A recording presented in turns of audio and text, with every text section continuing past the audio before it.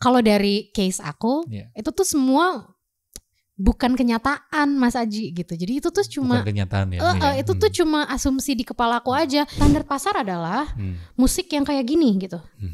Kalau lo nggak pakai musik yang kayak gini, lo nggak akan viral. Jika kamu ada kesempatan untuk kembali ke masa lalu dan kamu bertemu dengan Sivia di masa lalu, apa yang ingin kamu katakan kepada dia? Keren banget.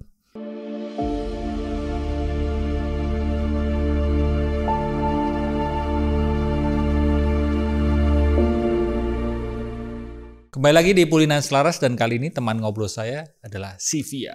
Dan Sivia ini adalah seorang penyanyi, ya kan? Penyanyi. Penulis lagu. Aktris juga ya kamu? Enggak lah, sempet Mas. Jangan pakai aktris Mas. Oh jangan. Udah penyanyi dan penulis lagu aja dan seorang ibu.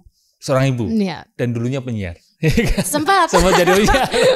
Sempat. Dan melalui karyamu kamu menunjukkan kalau sebatas yang aku tahu ya, aku dengerin, menunjukkan kepedulian terhadap isu-isu sosial. Iya. Ya. Dan ternyata kamu dulu itu kuliah di Esmod ya. Nyambung gak tuh kira-kira? Nggak apa-apa. Saya suka ketika ada temen yang beragam ilmu ya. Saya perlu ini ya, memperbaiki. Ini udah Mas Aji banget udah. Oh iya. Habis ini konsultasi di bagian ini apa? Betul. Fashion ya. Fashion enggak. Kayaknya nggak usah juga deh Mas. Tapi buat teman-teman jadi tahu gitu ya latar belakangmu seperti apa dan menjadikanmu sekarang seperti ini. Ya kan? Dulu tuh di Esmo tuh sebetulnya itu pilihan kedua Mas. Pilihan pertama adalah DKV karena basically suka gambar aja. Oh, suka gambar. Iya, aku suka bikin gambar ilustrasi, bukan fashion illustration, tapi benar-benar cuma aku suka gambar muka, gambar wajah gitu ya, gambar orang gitu. Tapi pada saat itu karena kebetulan anak terakhir ya, anak bungsu. Terus kakak-kakaknya tuh jauh jaraknya. Sama. Sama yang pertama 13 tahun. Sama yang kedua 10 tahun. Jadi kan buat ibuku aku kayak bayi gitu. Kamu berarti nomor 3. Betul. Jaraknya 15. Yang pertama berapa tahun? 13. Sama yang kedua jaraknya 10 tahun. Jadi cewek semua atau cowok, cewek gitu.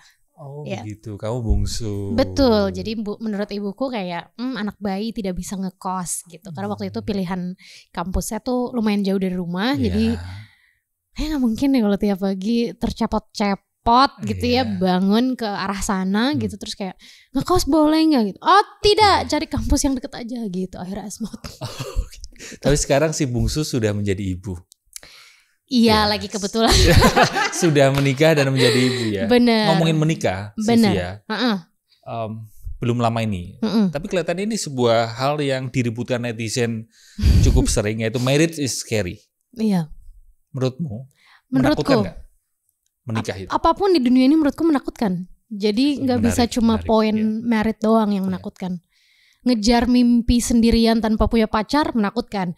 Nggak punya pacar, ngelihat temen punya pacar, kok gue kasihan banget ya gitu. Takut kan dia berarti sama kondisinya dia. Terus, jadi menurutku semua di sini tuh emang harus diperjuangkan, harus dilawan ketakutannya gitu-gitu. Sehingga kamu memperjuangkan tentang pernikahan itu dan akhirnya kamu meskipun takut dan menikah.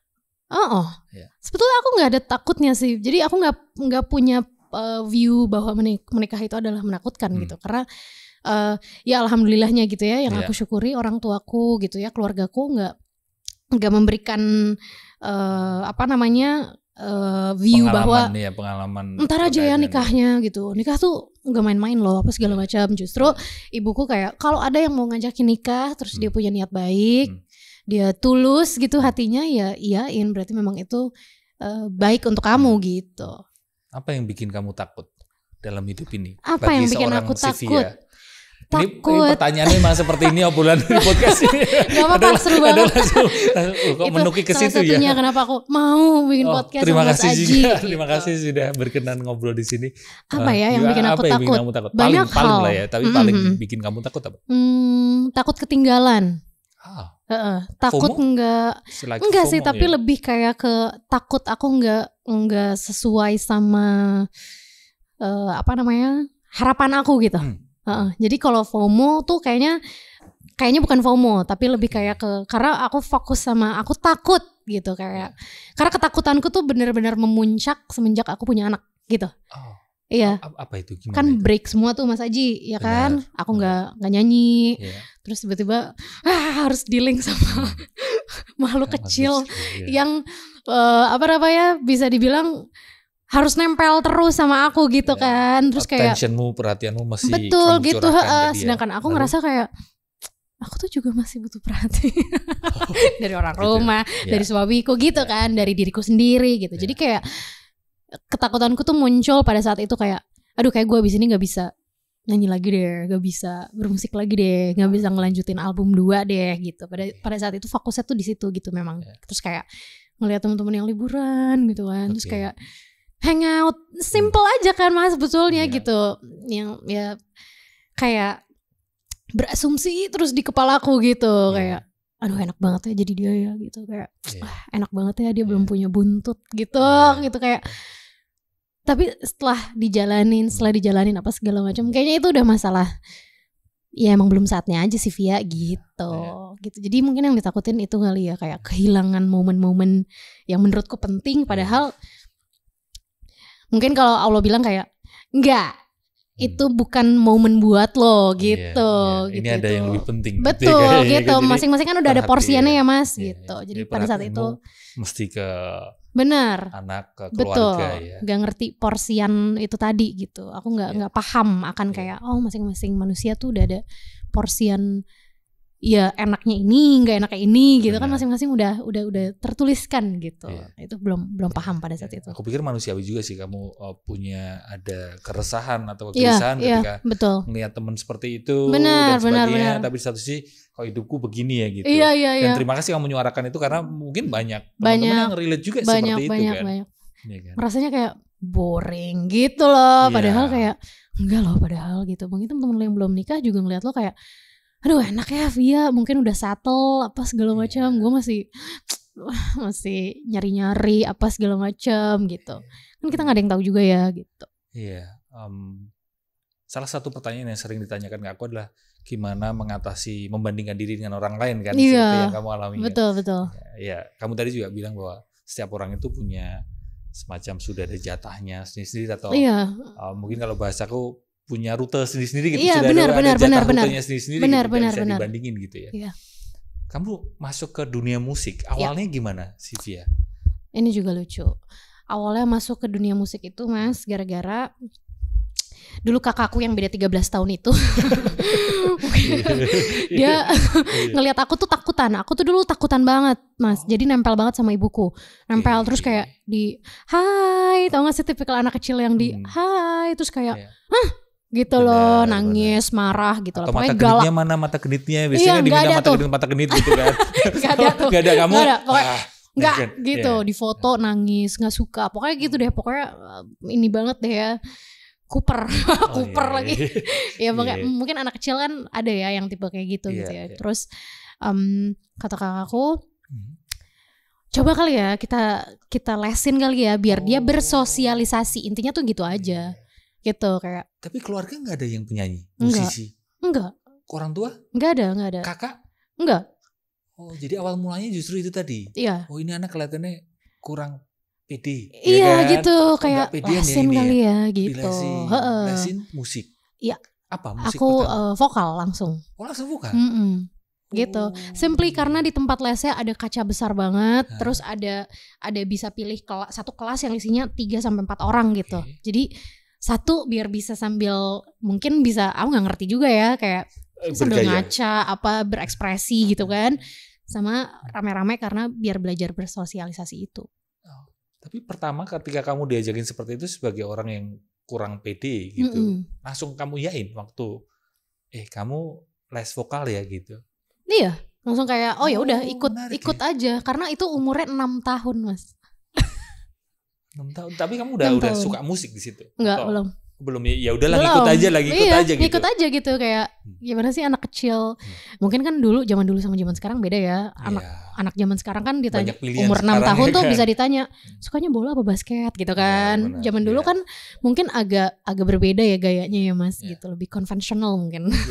Zaman dulu gitu. Aku pun dulu dilesin pertama itu ini keyboard. Iya memang, tapi itu memang salah satu aku enggak, tapi jadi aku di vokal aja. Vokal, iya. Memang cenderung orang tua itu kepengen lesin anaknya musik gitu konvensional biar bisa main alat gitu kan. Iya. Tapi dulu pas aku ini diminta les keyboard, aku sering bolosnya.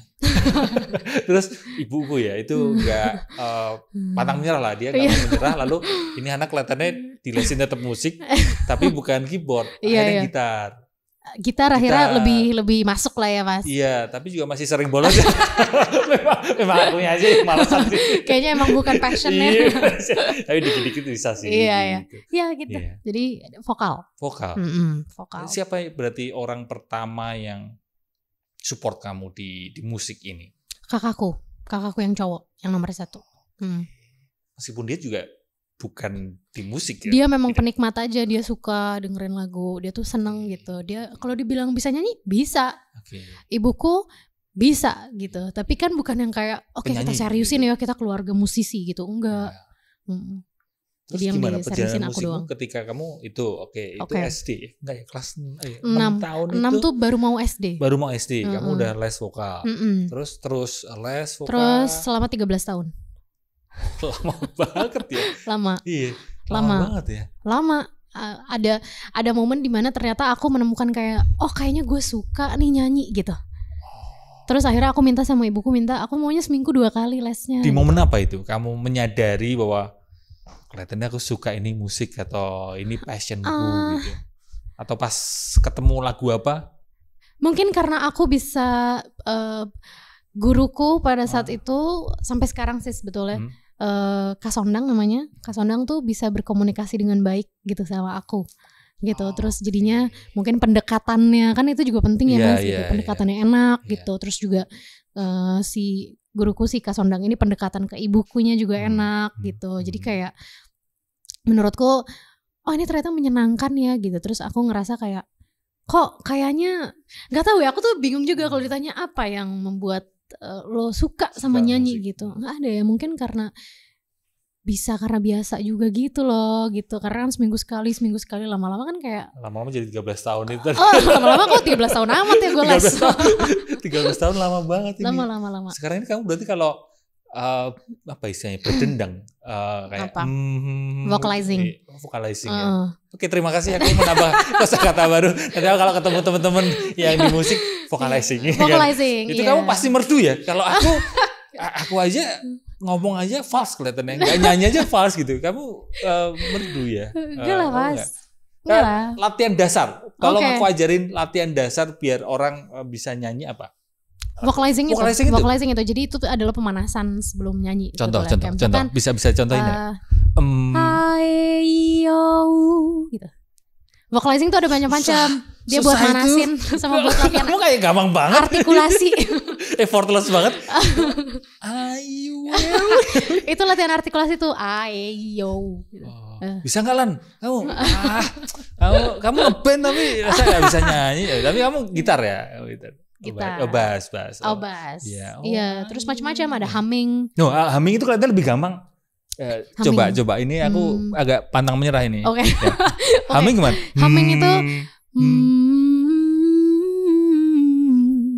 humming pun ada tekniknya. Jadi kayak humming mulut kita tuh harus di dalam mulut kita tuh harus pas kita humming si langit-langit mulut kita tuh harus bergetar gitu. Iya, ini nggak apa-apa, abaikan aja, langsung lanjut aja kan, ini obrolan tongkrongan. Iya, gitu ini kan ya. Tongkrongan kita. Senatural ini kan. Iya gitu. Humming aja ada nadanya. Waduh. Nanti naik, nanti turun aku. Gitu. Jadi overthinking mah. Gitu. Banyak. Ada do re mi fa sol la si do. Oh, itu dilafalkan itu ada. Macam-macam. Ada berapa oktav? Ada banyak, gitu ya? Ada banyak. Setelah 3 tahun kamu vakum dari musik, kamu lalu comeback lewat lagu yang enak banget ya kan? Aku dengerin, wah enak banget. Judulnya Bangkit. Dan dalam tanda petik apa yang kau takutkan ya? Betul. Lagu ini kan setiap pendengar termasuk aku punya tafsir atau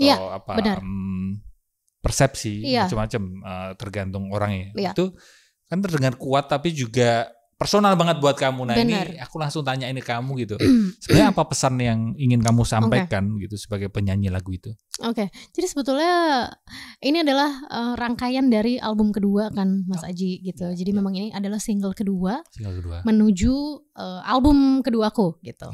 Nah karena tema gitu ya, jadi album kedua aku tuh hasil observasiku terhadap hidup 2-3 tahun ke belakang ini gitu. Gimana itu? Apa yang aku khawatirkan, apa yang aku takutkan, apa yang aku ya suara-suara yang ada di kepala aku lah ya yang cukup menggangguku lah gitu ya. Asumsi-asumsi dan lain-lainnya. Dan ternyata ya manusia aja kan gitu. Banyak nggak cuma aku yang merasakan hal ini, yang belum melahirkan pun atau belum menikah juga merasakan hal yang sama, beda angle aja kan gitu.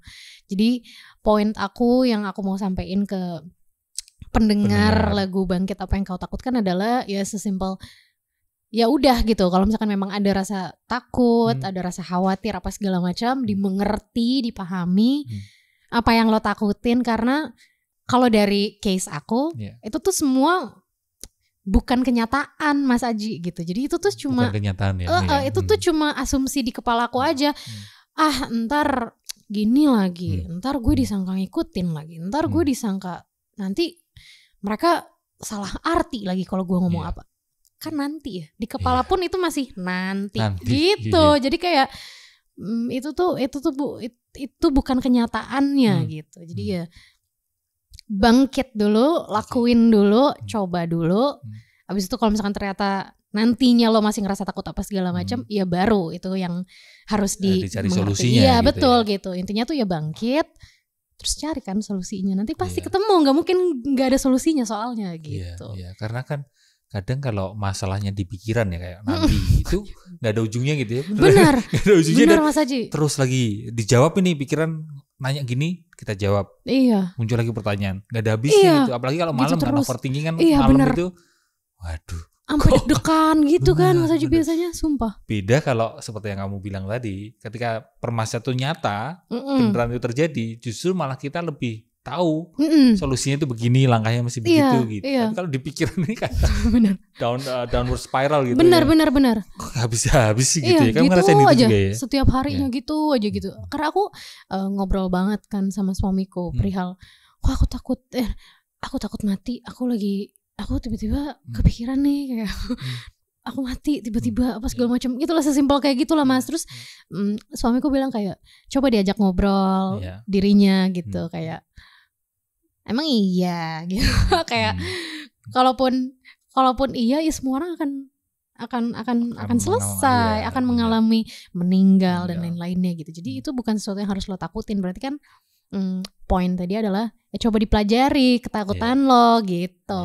Makanya aku kayak ini lagu yang bisa. Iya, lagu ini untuk aku gitu. Tapi dan ini dirasakan oleh teman-teman ya. Apalagi kalau di bidang karyaku kan memang mental health itu salah satu hal yang membuat nggak nyaman banyak orang adalah itu apa yang ditakutkan. Jadi dari lagu ini kamu mengajak untuk bangkit tadi. Ini single kedua berarti ya? Single kedua untuk menuju album kedua. Single pertama udah. Judulnya Suara. Album keduanya udah selesai. Tinggal rilis nanti insya Allah Juli. Oh, jadi teman-teman ditunggu ya, Juli ya? Iya, Juli. Bakal ada single ketiga atau? Enggak, nanti habis ini langsung ke album. Betul. Karena biasanya ada beberapa yang tuh single dulu gitu ya. Tapi ini 2 single, lalu album. Jadi buat teman-teman sebelum albumnya rilis di bulan Juli, oke, teman-teman dengerin dulu ya, yang single kedua yang baru aja rilis ini. Bagus banget, aku suka gitu lagunya. Makasih Mas Haji, Masya Allah. Jadi malu. Selain penyanyi kamu juga penulis lagu ya, songwriter. Bener ya sebutnya songwriter ya? Songwriter, betul. Iya. Katanya di lagu pertama itu apa? Kamu masih ingat nggak lagu pertamamu apa yang kamu tulis? Yang aku tulis lagu pertama aku, tunggu ya. Atau zaman dulu SMA, zaman kuliah. Lagu pertama yang aku tulis tuh ada di album pertamaku, album Love Spells nama albumnya. Lagu pertama yang aku tulis judulnya tuh apa ya? Ada Storm, ada New York, Storm dulu atau New York dulu ya, aku lupa. Kayaknya Storm deh. Tentang karena apa itu kalau boleh tahu lagunya? Patah hati, Mas. Patah hati, iya. Dan itu hal yang masing-masing manusiawi wajar biasanya menulis lagu itu dari patah hati. Ya. Ada juga temen itu yang dia nulis lagu gara-gara toxic relationship. Iya benar. Iya kan? Iya. Ya, ada juga yang di ghosting dan sebagainya. Betul. Iya. Kan semua pasti seniman deh, pasti berangkat dari keresahan kan Mas gitu. Iya. Tapi bentar, kalau nulis lagu, Sylvia, penasaranku adalah, ini aku tergerak dari penasaranku, nulis lagu dalam proses kreatif, itu lebih, kalau personalmu, subjektifmu, kamu lebih lebih lancar nulis lagu ketika sedih, ketika patah hati, ketika mungkin zaman dulu, kecewa dan sebagainya, atau ketika gembira? Sedih, kecewa, marah. Complaining gitu, itu lebih gampang, jauh lebih gampang. Nah, gembira kayak ini ya, kayak gini, semuanya baik-baik saja, apa yang berlaku terus kan? Iya gitu. Aku pernah Mas lagi jatuh cinta, gitu ya, awal-awal jatuh cinta sama suamiku. Aku bikin EP. Ada 5 lagu. Bentar, EP apa? Ini kan orang yang perlu belajar. EP extended play. Jadi ya sebetulnya ya kalau sekarang tuh mungkin kayak semacam, aku nggak bisa bilang itu mini album juga sih. Cuma baru mau aku tanya bedanya sama mini album. Iya. Mirip ya. Mirip, cuma mungkin dia lebih sedikit gitu, mungkin mudahnya gitu ya. EP gitu berapa ya. Lagu? 5 lagu Mas, 5 lagu. Itu tuh ini bahagia semua nih 5-5-nya. Gembira semua ya. Perasaan senang, berbunga-bunga apa segala macam gitu. Gampang sih Mas nulisnya, tapi kayak kok pembendaharaan kata-katanya jauh lebih sulit menurut aku ya. Kayak jadinya banyak pakai kiasan-kiasan gitu, biar jadi manis kan. Biar jadi manis. Untuk menyampaikan gembiranya itu jadi gitu, biar kayak karena ada di kepala aku kayak gue nggak mau terlalu cheesy gitu loh, jadi kayak mungkin pakai kata-kata kiasan-kiasan kali lucu ya gitu. Walaupun nggak semuanya juga kiasan sih gitu. Kayak aku gimana contohnya nulis lirik, ada satu lagu judulnya Butterfly. Aku nulis lirik tentang suamiku. Ada lirik kayak gini, 180 cm siap melindungi. Karena suamiku tingginya 187 cm. Jadi aku nulis 180 cm siap melindungi. Di dekatnya aku senang gitu. Bagus itu lagi. Itu judulnya apa itu? Itu judulnya Butterfly. Ada di EP Camellia. Aku pakai nama bunga untuk judul albumnya gitu. Di Spotify ada? Iya. Karena apa? Karena nggak apa-apa, bunga camellia tuh melambangkan cinta gitu-gitu loh. Jadi pakai nama ini nih gitu. Kayak gitu-gitu. Kiasan ya jadinya. Betul. Kalau sedih, kalau lebih straightforward, lebih. Album pertama juga banyak kiasan, tapi kalau di album kedua aku mencoba untuk kayak gue harus to the point deh gitu. Kayaknya gue harus lebih berani deh gitu dalam biar nyampe di orang yang mendengarnya pun bisa langsung kayak gitu ya. Apalagi sekarang kelihatannya musik kecenderungan ke sana ya, orang dengerin lirik banget kan Mas, dan langsung tahu ini maksudnya gini gitu. Iya kan. Gitu, lirik banget. Jadi dia langsung kan kayak bener puitik gitu kan. Kalau sekarang kayak langsung gitu. Jadi kayak langsung ngerasa kayak diajakin ngobrol gitu rasanya. Iya, kayak misalkan aku dengerin beberapa lagu-lagu musisi-musisi Indonesia gitu ya gitu. Rasanya tuh beneran kayak lagi diajakin ngobrol gitu. Storytelling gitu kayak dia lagi curhat sama aku. Dan itu kan menarik banget ya gitu. Jadi mencoba untuk kayak gitu, makanya jadinya bangkit apa yang kau takutkan gitu. Ada juga yang bilang gini, ketika kita dengerin lagu dan kita baru gembira, itu lebih menikmati nadanya. Tapi ketika kita baru sedih dan dengerin lagu, kita lebih memperhatikan liriknya. Kamu sebagai pendengar lagu, gitu juga nggak? Iya banget. Iya. Aku belum memperhatikan diriku sih. Emang gitu ya? Salah satu fun fact adalah aku tuh sering banget Mas, lagi nggak sedih nih, tapi aku dengerin lagu. Harus bikin lagu sedih misalkan gitu ya. Nah itu gimana kalau gitu? Aku dengerin lagu-lagu galau, aku dengerin lagu-lagu sedih, terus aku memposisikan kayak Gue juga lagi kayak gitu. Emang agak kocak ya Mas. Jadi proses kreatif kan nggak apa-apa seperti benar itu. Gitu. Cuma itu yang aku lakukan. Lebih memperhatikan liriknya ketika kita sedih ya dengerin lagu ya. Jadi ngerasa kayak tuh kan gitu, kayak dibenerin gitu loh Mas. Kayak ada pembenaran dari yang enggak. Gitu. Ketika gembira kita hanya memperhatikan nadanya. Yang penting kan enak aja gitu kan. Yang penting kayak enak lagunya, seneng. Liriknya nggak gitu. Terlalu ini. Iya. Ngomongin lirik, ngomongin kata-kata. Kamu pernah nulis di Instagram ya kalau nggak salah. Apa? Ini jangan sampai ketakutanmu itu menghalangi potensimu sendiri. Masih ingat ya kamu? Masih. Itu kan sesuatu yang powerful ya. Iya. Itu kenapa kamu nulis itu?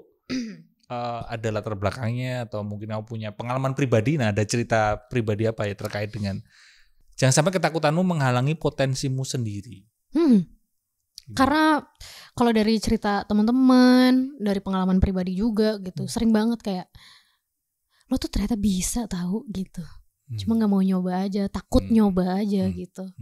Ya itu karena kemakan sama udahlah nggak usah lah gitu, kemakan sama nggak enak sama orang lain apa segala gitu. Padahal kan kayak kita tuh hidup kan sebetulnya iya gitu ya, kita bersama-sama gitu ya. Cuma kan ada momen-momen di mana ada lo gua-guanya gitu loh Mas, menurutku gitu. Nah ada apalagi yang hubungannya nggak ngerugiin orang lain tuh ya nggak apa-apa loh gitu. Orang tuh kadang kayak nggak enak lah gitu, janganlah gitu.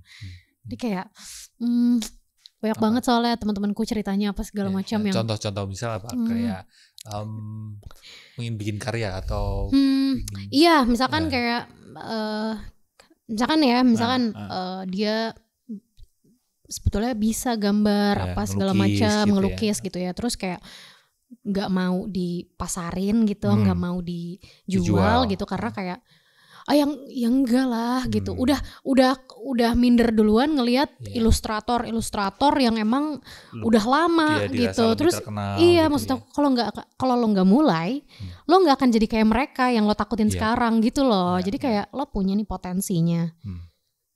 Tapi lo nggak mau nyoba gitu. Lo nggak mau terjun gitu ibarat katakan gitu. Jadi kayaknya ya nggak akan gitu, jadi kejadian gitu.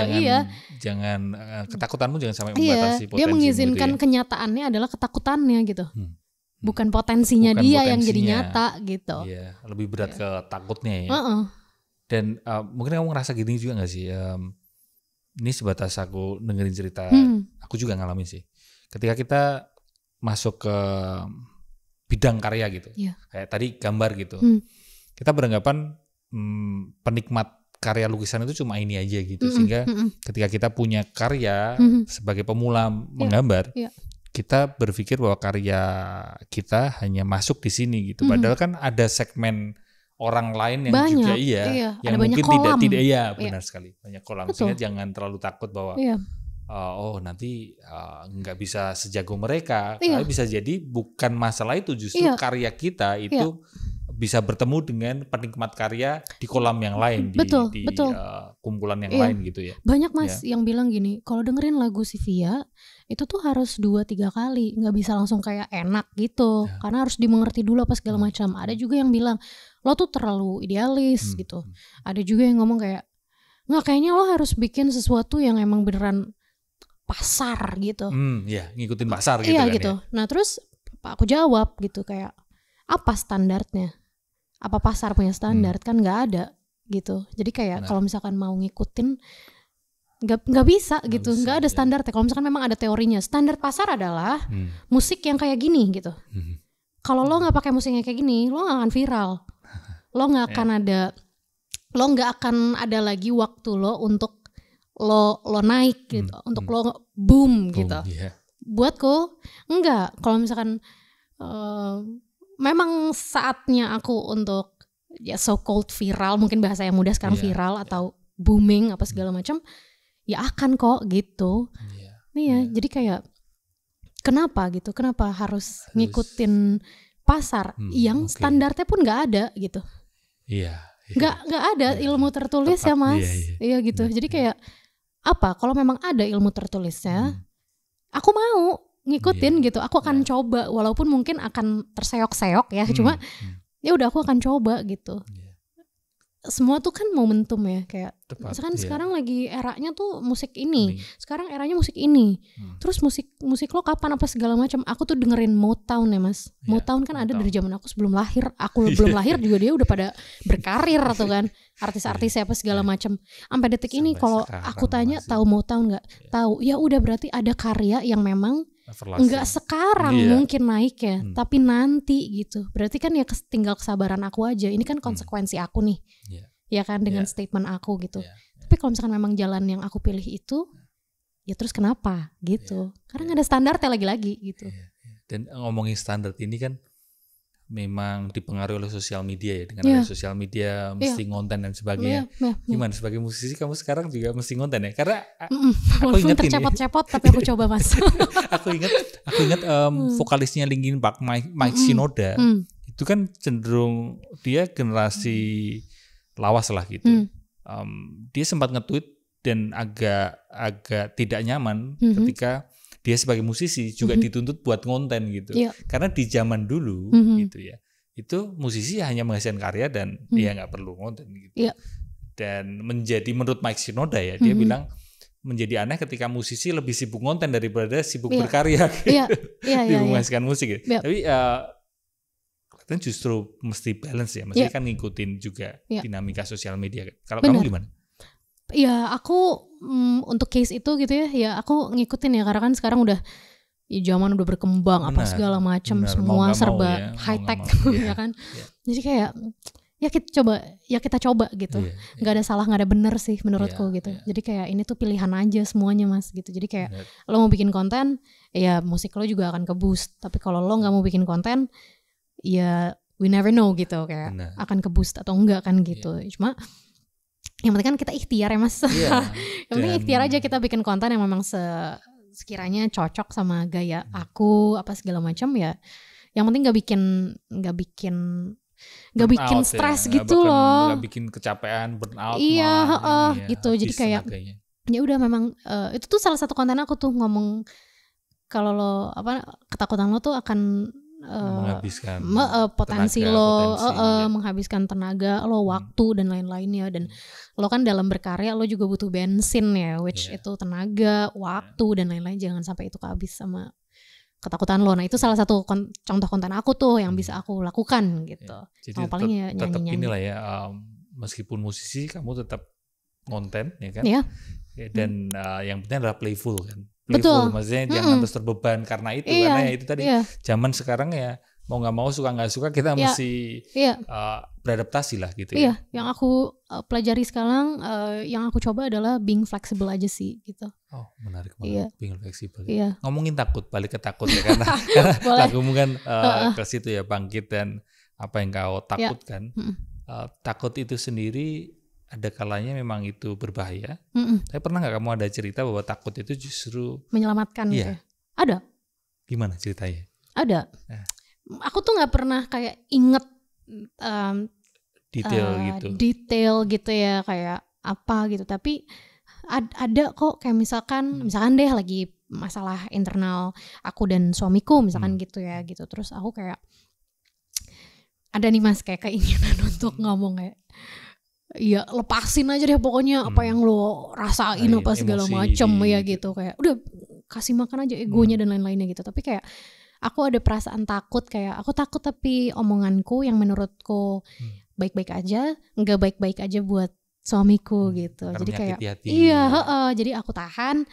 Terus ternyata itu tuh win-win banget gitu loh, win-win solution untuk aku dan juga suamiku gitu. Dia jadi nggak tersakiti, akunya juga jadi lebih jadi aku tahu mana yang perlu aku omongin dan mana yang nggak perlu gitu. Dan itu filternya adalah rasa takut itu kan, justru malah rasa takut itu menyelamatkan ya. Jadi rasa takut itu nggak terus selalu bikin terpuruk gitu, atau takut itu pasti buruk, enggak juga kan. Karena justru ada sisi yang menyelamatkan dari takut itu ya. Kadang justru bikin kita lebih hati-hati dan sadar diri kan terkait dengan takut itu ya, karena takut itu gitu. masuk ke ngomongin tentang apa yang biasanya kamu lakukan saat kamu takut. Nah, ini kan kalau tadi kan udah ngomongin tentang takutnya itu sendiri. Yeah. Ketika kamu mengalami takut itu, apa yang akan kamu lakukan? Atau apa yang biasanya kamu lakukan? Yang aku lakukan adalah belajar, cerita, itu belajar, sih. Cerita. Dua itu sih, sama ngedistract diriku dengan ngerjain apa, nonton, ya sesimpel kayak gitu sih sebetulnya. Kalau belajar tuh lebih kayak ke belajar gimana? Untuk mengenali sebetulnya sih, Mas. Ya cerita sama orang kan juga bisa jadi bentuk belajar ya gitu. Cuma kalau belajar tuh aku lebih kayak ke misalkan aku takut, khawatir, apa segala macam, cemas, berlebihan dan lain-lainnya, ya aku belajar misalkan dengerin siapa di YouTube kayak gitu, terus kayak misalkan datang ke kajian gitu, biasanya gitu sih, gitu. Jadi yang dilakukan tuh ya itu. Ya, belajar bercerita atau mendistract diri ya supaya tidak terlalu intens. Ibadah sih Mas, beribadah. Ya. Kalau ngomongin bercerita, ketika kamu takut, biasanya kamu berceritanya ke siapa? Ke suamiku. Ke suamiku kalau manusia ya. Ke suamiku ya. Oke, lebih banyak berarti kamu bercerita ke suami. Iya. Karena beneran bisa kayak misalnya nih aku mikir kita ini liburan, abis itu ini liburan terakhir aku. Nah itu kan yang bisa mikir gitu itu, kayak aku tuh saking takutnya merasakan senang, kadang tuh aku suka kayak khawatir gitu, kayak aduh gue takut deh kalau terlalu seneng, aku tuh jadi nggak bisa kontrol diri gitu, terus jadi kayak takut deh abis ini gue dapat apa ya gitu, ngerti gak sih? Bukannya berprasangka buruk ya Mas, tapi lebih kayak ke aduh gue takut deh kayak kalau gembira berlebihan gitu, habis ini sedih dong gitu kan memang gitu, semuanya tuh kan nggak boleh over gitu ya. Gitu, jadi kayak takut deh gitu. Nah ketakutan kayak gitu kan yang bisa nimpalin kan cuma suamiku ya gitu. Coba bayangin kalau aku ngomong sama ibuku kayak apaan sih pasti digituin gitu loh. Jadi kayak ya ngobrolnya sama suamiku sih. Iya, lebih ini mungkin ya, lebih tahu kondisi emosimu ya, karena kalau orang tua kadang harus ikutan cemas juga. Iya benar. Jadi pernah nggak ngalamin seperti bahaya itu ya? Kan? Kayak misalkan aku, anakku tuh namanya Malik. Aduh, Malik tuh ini deh, kayaknya merah-merah deh badannya. Kenapa ya Bu? Gitu, terus dia kayak, langsung ke rumah sakit gitu. Jadi aku kayak panik ya? Jadi kayak divalidasi gitu loh, Iya, ayo, langsung panik. Terus jadinya sama suamiku kayak, kamu kenapa sih? Gitu, kayak tenang aja dulu, anaknya juga masih baik-baik aja lagi nonton. Kenapa sih? Jadi kayak ikutan panik gitu kan. Mungkin karena usia juga kan ibuku, jadi udah kayak orang tua kan lebih banyak takut ya mungkin kan. Tapi setelah kamu menikah terus punya anak, gimana dinamika hubungan antara dirimu dengan ibu atau dengan mertua? Seperti apa? Ini juga ini menarik memang. Iya benar. Somehow lebih deket. Jauh lebih deket. Karena jadinya kan ngerasain kayak ini aku ngerti nih Mas, kayak tar lo rasain ya kalau lo punya anak gitu. Ibuku tuh suka kayak gitu kalau aku lagi bandel gitu. Tar lo rasain lo gitu. Terus pas udah punya anak, bener, I feel you. Gitu. Jadi kayak aku kan gak pakai nanny kebetulan Mas. Jadi ibuku yang bantuin untuk jaga. Jadi kalau misalkan aku lagi kayak kerja kayak gini, kadang aku ajak, kadang aku kayak Bu titip ya gitu. Ya walaupun ibuku tuh memang agak funky ya gayanya, jadi kayak gak mau gitu. Tapi tetap dikasih makan cucunya, tetap diajak main gitu. Jadi kayak ya mungkin lebih dekat kali aku bisa bilang. Jadi lebih dekat, jadi lebih tahu apa yang dia rasain. Jadi kalau misalkan ada kayak misalkan teman atau siapa gitu ya di luar sana yang lagi ngeluhin ibunya apa segala macam, aku somehow poinnya tuh suka, mungkin kalau sebelum aku menikah dan punya anak, aku akan kayak emang gitu. Tapi kalau ini tuh kayak nggak, ya gue ngerti sih lo upset gitu, tapi gue kayaknya ngerti deh dikit apa yang dimaksud sama nyokap lo gitu, ngerti nggak sih kayak. Jadi ada broader view ya, kamu lebih. Iya gitu. Yang dulunya enggak memang salah, tapi sekarang. Oh iya ya. bener juga sudut ya. Pandangnya ya, sudut pandangnya jadi lebih luas. Bener terus kayak ya kan gitu. Ibuku tuh jadinya sering banget tuh mukanya ke aku tuh kayak ya kan apa gue kata gitu. Ya aku suka kayak iya. Tapi ibu lebih ini cucunya daripada anaknya. Ada cucunya tentu. Tentu. Lebih membela cucunya daripada cucunya tentu. Aku sering banget dimarahin kayak misalkan aku main handphone. Jangan main handphone terus dong apa segala macam gitu ya. Itu dong si Maliknya dong apa segala macam. Padahal Maliknya juga lagi sibuk sendiri gitu kayak ya nggak apa-apa dia lagi sibuk sendiri. Iya cucu gitu. nomor 1 kalau buat nomor satu bener ibu buat orang tua kita. Iya gitu, ya. Nomor 1. Pernah nggak kamu menutupi rasa takut? Ada momen yang kamu takut sebenarnya tapi kamu harus berusaha untuk jangan takut gitu. Iya ya. Pernah ada momen seperti itu? Pernah. Di momen apa? Mungkin nggak harus sesuatu yang besar. Sebelum on stage, seperti apa sih kalau penyanyi itu? Termasuk kamu ada rasa takut nggak ya? Ada rasa nervous Tentu. Meskipun kamu nyanyi udah 13 tahun ya? Iya, tentu Mas. Tentu banget kayak ngelihat crowd yang baru lagi. Itu kan energinya beda lagi. Ke kota mana, crowdnya baru lagi. Behavior crowdnya beda lagi. Kan gitu kan. Gitu. Acaranya, eventnya beda lagi. Gitu. Jadi kayak takut pasti sih deg-degan. Aku tuh setiap sebelum manggung gak bisa makan. Gak bisa. Iya, itu udah kayaknya udah ini deh Mas. Udah. Tapi ini dari zaman dulu. Teman-teman jadi ternyata. Tapi teman-teman penyanyi lain gitu makan aja. Tapi ada juga teman penyanyi itu yang terus ke belakang terus ke toilet terus. Ada juga yang seperti itu kan. Tapi kalau kamu malah gak bisa makan. Aku gak bisa makan.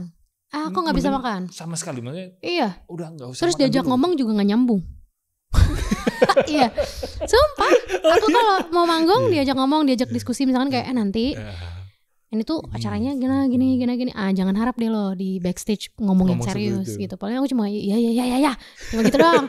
Tapi kalau misalkan masih di hotel gitu ya, masih jauh dari acara apa segala macam, baru deh brief gitu. Kalau brief di backstage enggak kedengeran, cuma ngung. Sampai detik ini kayak gitu. Terus ada ritual khusus gak? Maksudnya sebagai Sivia di sebelum on stage? Berdoa. Berdoa. Benar-benar cuma berdoa aja sama bandku, sama kru semua, sama timku, sama choirku. Berdoa abis itu ya udah kayak aku selalu bilang. Ada kamu stretching? Enggak sih, paling vocalizing aja kita. Vocalizing terus berdoa, terus aku selalu bilang kayak ini panggungnya bukan panggung aku doang. Ini semua nih, kita nih semua. Ini tuh kolektif aku bilang gitu. Ini panggung kita semua. Jadi lo mau ngapain? Ya go with it gitu. Enjoy. Jangan takut salah karena takut nanti Vianya marah, nanti Vianya gini apa segala macam. Enggak gitu. Ini akan jadi bagus kalau semuanya tuh santai, semuanya ngerasa memang iya ini panggung kita gitu. Energinya pasti akan beda gitu. Kalau salah ya lanjut aja gitu. Nggak akan ada yang peduli. Gitu. Kadang gitu. Kita terlalu mengkhawatirkan nanti kalau gini salah dikit gini. Nanti orang mikirin apa ya? Padahal orang-orang itu nggak terlalu mikirin kita kadang. Yang penting mah seru aja. Gitu kan. Iya. Jadi kayak takut ini. Kalau malah takut deh, gue takut pecahannya gue salah deh. Misalkan ya choirku gitu.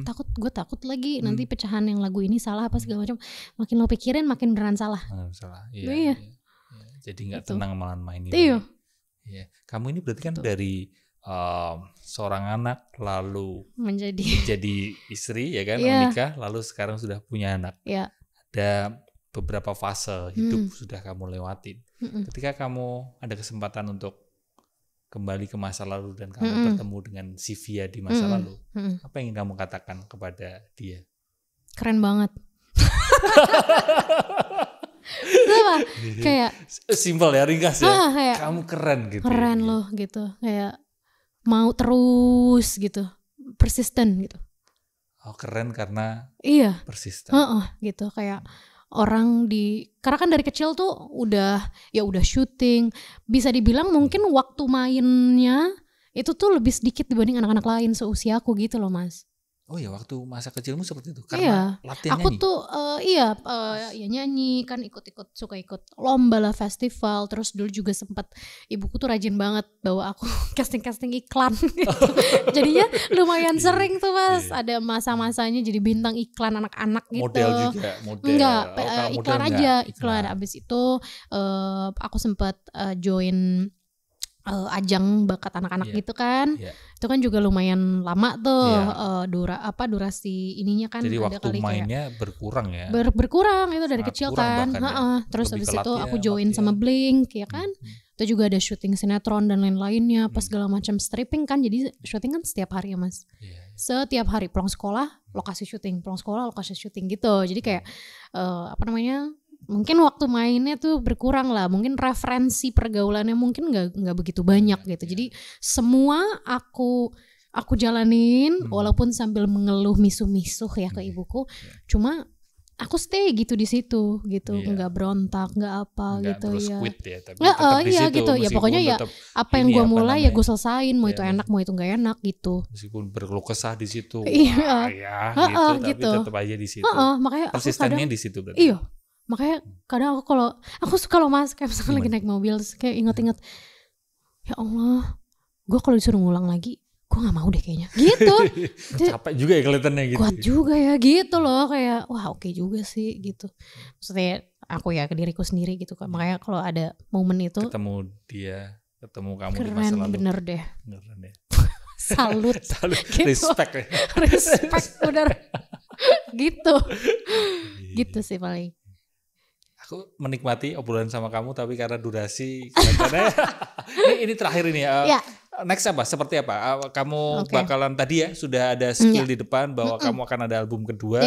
Ya, Juli betul. Ini udah single kedua. Terus apa lagi? Project seru yang kamu udah siapin? Ada yang bisa di-spill di sini? Nextnya ya aku pengen fokus di manggung-manggung lagi, kembali manggung lagi. Karena kan anakku sekarang udah 2 tahun nih.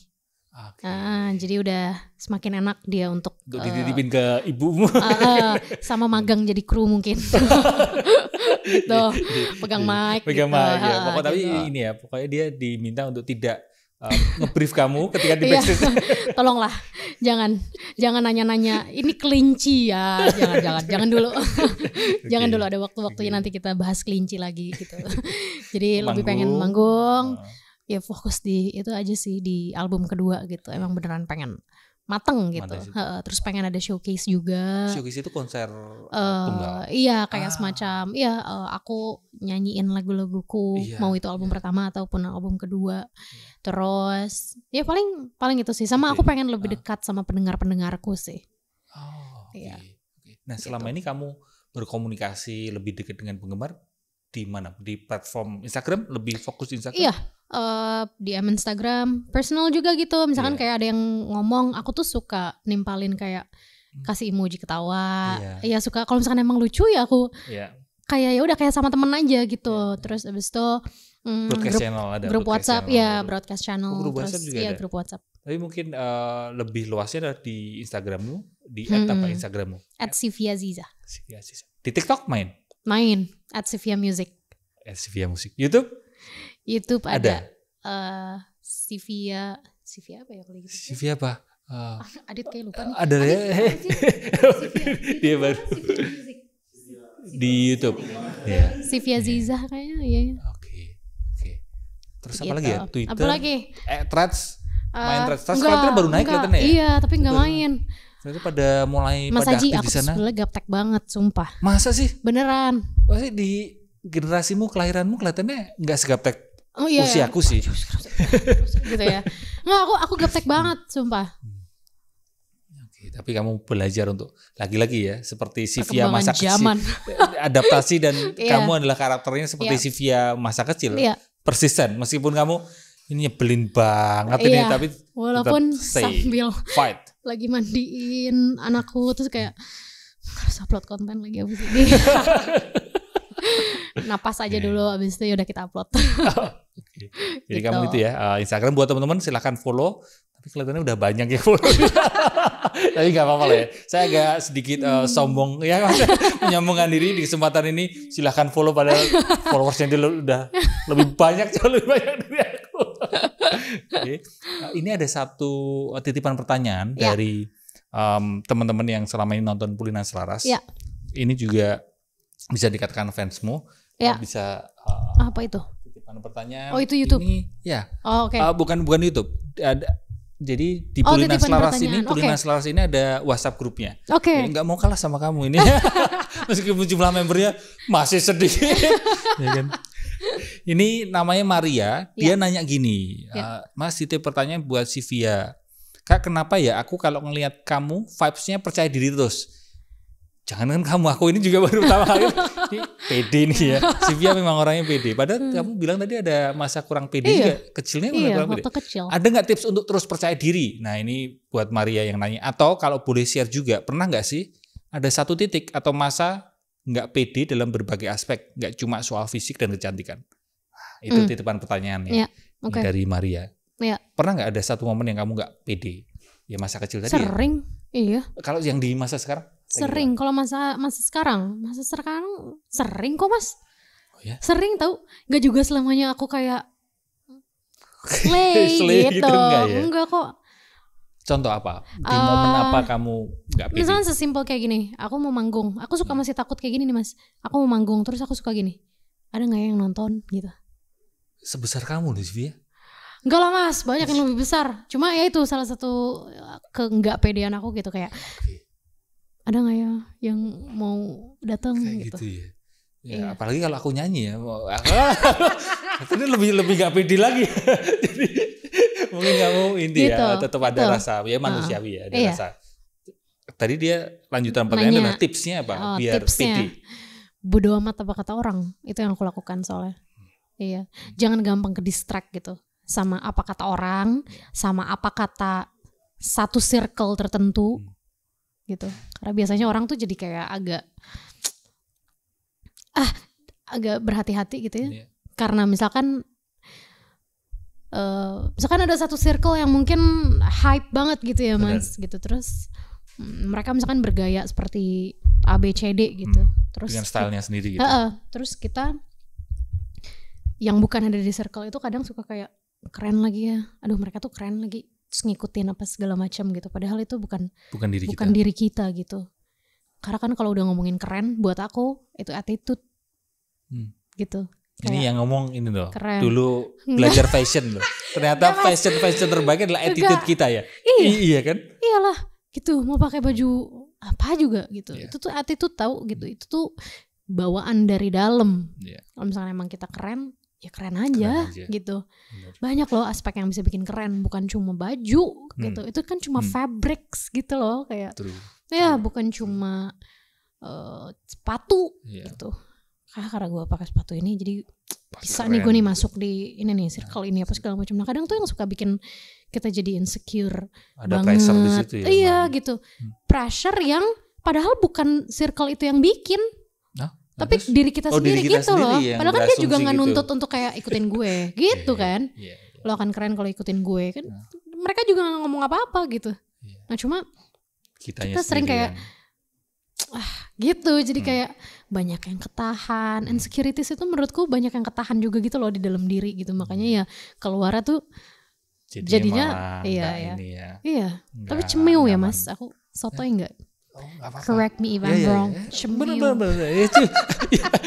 Aku juga belajar satu kosakata lagi ya kan. Tadi setelah vocalizing ya kan, humming, cimimi itu correct me if I'm wrong. Cimimi. Aku malah ingetnya yang lagu di ini. Cimimi. Oh miau ya. Oh miau. Iya gitu. Jadi kayak aku sih ngerasanya gitu ya, Mas. Gitu kayak. Berarti itu tipsnya ya. Bodo amat, jangan terlalu mikirin kata orang. Dan mungkin ini terakhir ya, tambahan dari pertanyaan tadi. Pernah gak kamu di tengah panggung, kalau tadi kan ngomongin sebelum manggung, di tengah panggung tiba-tiba kamu ngeblank atau tiba-tiba kamu kayak gak pede gitu? Pernah. Kalau ngeblank tuh sering banget lagi nyanyi, terus kayak tiba-tiba liriknya apa ya, padahal lagu sendiri. Bukan, kalau penyanyi itu ada itunya apa, Apa prompter ada gitu prompter ya, gitu. Ya. Enggak kok, enggak. Oh, enggak selalu enggak, ya. Jadi ada kemungkinan hilang lirik juga ya Mas ya? Lupa gue. Aku sering Mas, senang aku ganti tenang. Tapi pas aja lah ya kan. Tapi ya pendengarku yang emang udah biasa. Udah tahu lah ya. Ya mereka kan ikutan nyanyi ya. Iya. Itu yang benar mereka bukan yang punya lagunya. Choirku sih udah selalu kayak cuma ketawa aja. Ya dia salah lagi. Ya. Dan aku salut, maksudnya kamu sebagai penyanyi yang berada di panggung, di atas panggung, kamu menunjukkan sisi manusiawimu, dan itu lebih nyaman lah buat teman-teman juga yang jadi fansmu. Terima kasih, Sivia. Sama-sama, Mas Haji, terima kasih banyak. Terima kasih, dan di akhir segmen Pulinan Selaras selalu ada pembacaan surat. Oke. Surat ini yang nulis temen ngobrolku beberapa episode sebelumnya. Oh oke. Dan anonim. Oh oke. Silahkan dibacakan. Ya. Hidup ini penuh dengan pilihan. Buatlah pilihan yang sehat agar kesehatanmu optimal. Salam sehat selalu. Oke. Betul. Ya. Oh betul. Ya. Menjaga kesehatan juga ya.